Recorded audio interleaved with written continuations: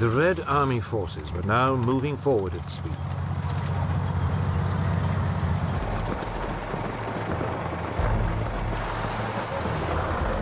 Their advance was made possible by fleets of trucks, mostly provided by the United States, that kept their forces supplied. It was a much faster process than for the Germans, who still relied heavily on horses.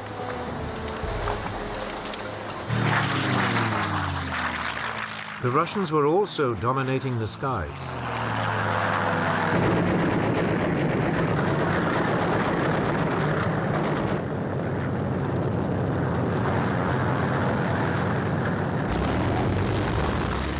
The Luftwaffe had always been a key part of the German war machine. But Hitler had been forced to divert many of his aircraft to defend the homeland from a US and British bomber offensive.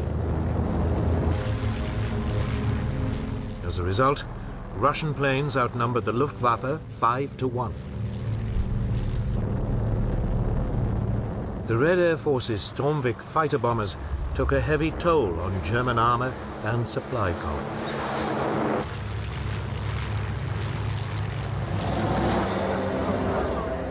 Yet Hitler refused to contemplate defeat, and now announced a new version of his no-retreat policy. He ordered the German troops to create what he called fortified areas, or local strongholds. These were to be defended to the bitter end. Only with his personal approval could any of these fortresses be abandoned. It was a desperate ploy, and would come to cost the Germans dearly.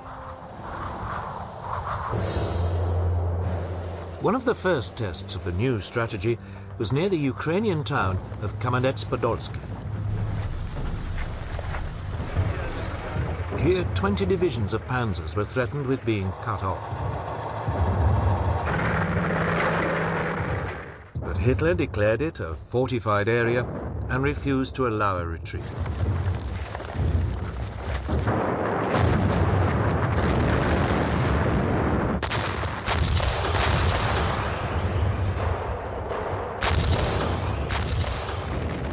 In the face of bitter fighting, there was a vitriolic argument between Hitler and Manstein, who could see the writing on the wall.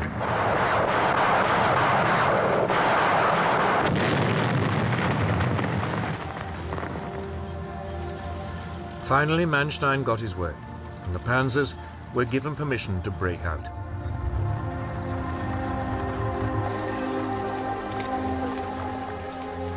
Ten days later, some 200,000 men of the 1st Panzer Army safely reached the German lines over 100 miles to the west.